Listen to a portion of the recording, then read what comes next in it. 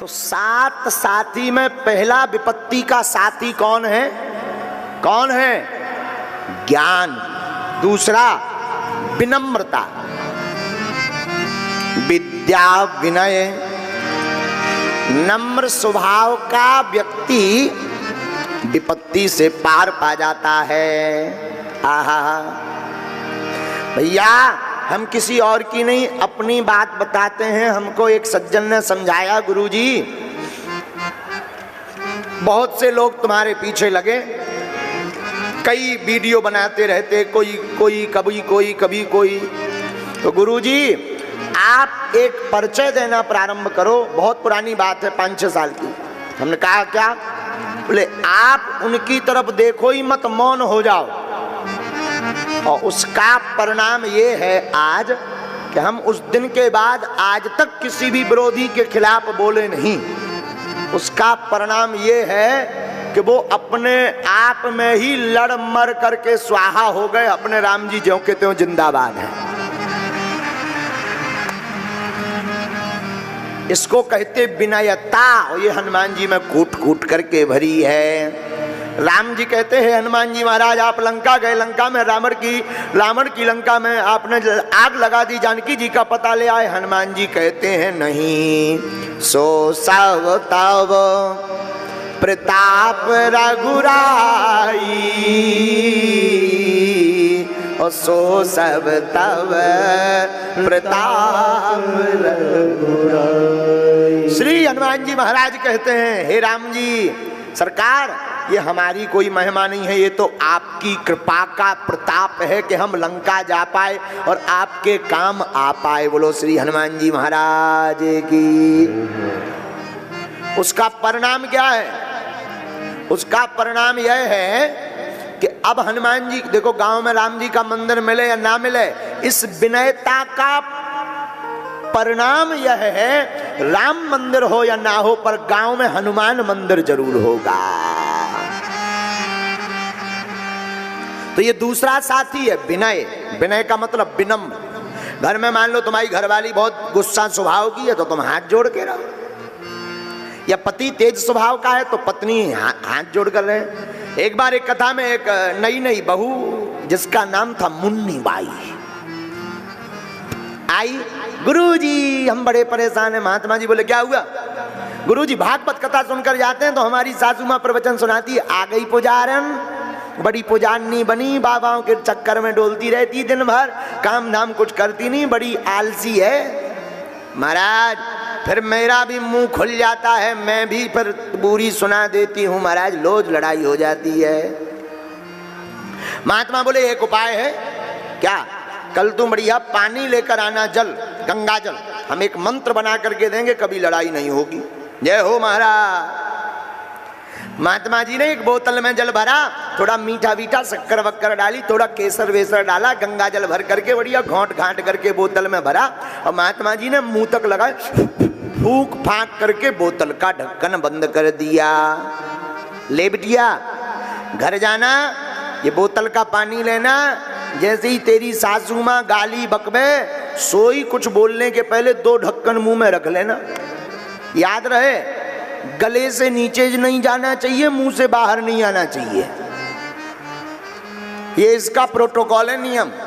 फिर तू चिंता मत कर, देख 5 दिन में चमत्कार हो जाएगा।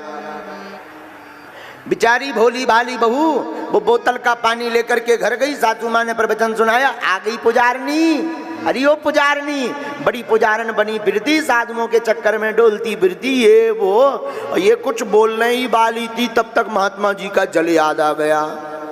सोई ने ढक्कन खोल करके 2 ढक्कन मुंह में रखा।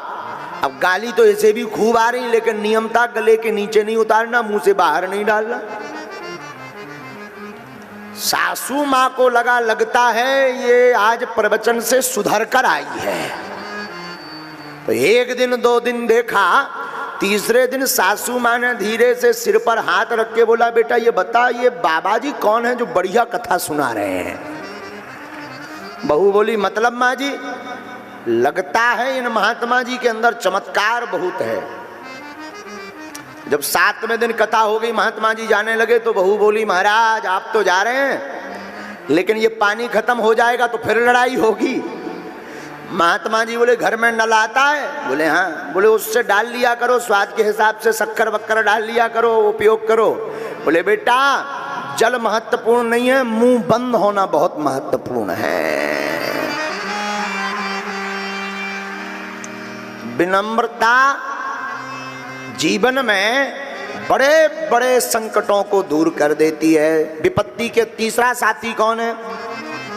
विद्या विनय विवेक। विवेकवान बनो। अच्छा विवेक क्या कहलाता? विवेक कहलाता युक्ति, जुगत, जिसे कहते गांव की भाषा में जुगत। कई लोग ऐसे होते हैं युक्ति में इतने माहिर होते हैं कि बल भी कम लगाते हैं, पैसा भी कम खर्च करते हैं, मजा पूरी ले लेते हैं। हाँ, हमारे पास तो पहले नए नए लोग ऐसे आते थे, कई ऐसे। अब तो हम थोड़ा समझदार हो गए। जब कम अनपढ़ गवार बहुत ज़्यादा हते हम, तब हमारे पास ऐसे लोग आते थे। वो क्या करते थे कि पेपर की कटिंग लाते थे और कहते थे गुरुजी ये देखिए तुम्हारे खिलाफ छपा है। हमें लगता था कि भाई इस पर बात करनी चाहिए, तो हम उनको कहते थे भाई जहां हम रुके वहां आ जाओ। तो वो आ भी जाता था, फोटो भी खिंचवा जाता था, चार बातें भी सुना जाता था, चाय भी पी जाता था। और वो पेपर तो पहले से ही डला है सबके मोबाइलों में। इसका नाम है युक्ति। क्या नाम है? हाँ, बीच में कुछ लोगों ने और प्रयोग किया। बोले गुरुजी आपकी सुरक्षा को बहुत खतरा है। हमने कहा विचित्र बात बोल रहे हैं। हमने कहा कान में, हमने कहा भाई आना है इधर, अलग से बताओ क्या खतरा है। अरे आप सनातन के पक्ष में बोल रहे, ये वो दुनियादारी। बाद में जब हमारे गुरुजी बोले तुम पगला के पगला ही रह गर्ग जी, ये जितने लोग ये तुम्हें बताने आ रहे, क्या तुम्हें नहीं पता तुम दूसरों का पर्चा बनवा? ये तो सिर्फ फोटो खिंचवाने और नजदीक आने के चक्कर में ऐसी चीजों का प्रयोग करते हैं।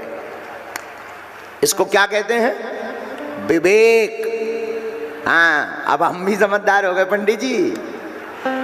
तो गोस्वामी श्री तुलसीदास जी कहते हैं तुलसी साथी विपत्ति के विद्या विनय विवेक। तीन हो गए। अब चौथा साथी कौन है? साहस।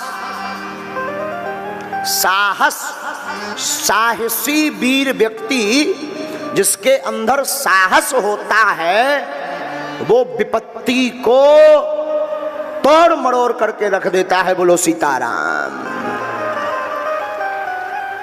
साहसी होना बहुत जरूरी है, बहुत आवश्यक है साहसी होना। साहस का अर्थ है धैर्य। धैर्य रखो, धैर्यवान बनो।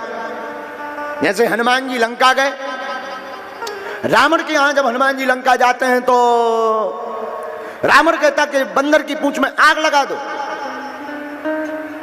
हनुमान जी तैयार हो जाते हैं। वहां के राक्षस हनुमान जी की पूंछ में आग लगाने के लिए तेल बोर पटबांध पुण्य कपड़ा लगाते हैं, तेल डालते हैं, घी डालते हैं, आग भी लगा देते हैं। लेकिन हनुमान जी इतने बलवान, हनुमान जी कुछ नहीं बोल रहे, आग लग गई। लेकिन धन्य राक्षस, राक्षस तो राक्षस हैं, राक्षसों की बुद्धि खराब। राक्षस आग भी लगा चुके हो, ताली बजा बजा करके हो बंदर की पूंछ में आग लग गई, आग लग गई।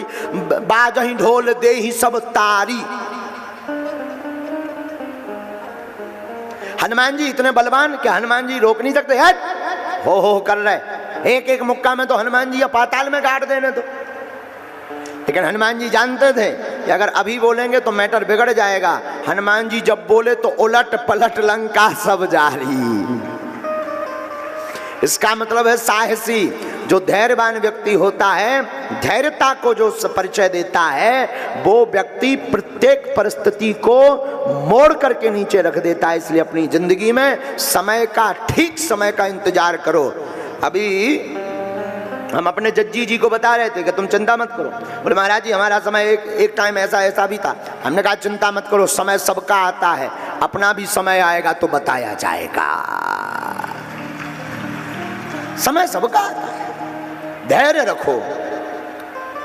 तो साहसी, साहस रखो, निडर रहो।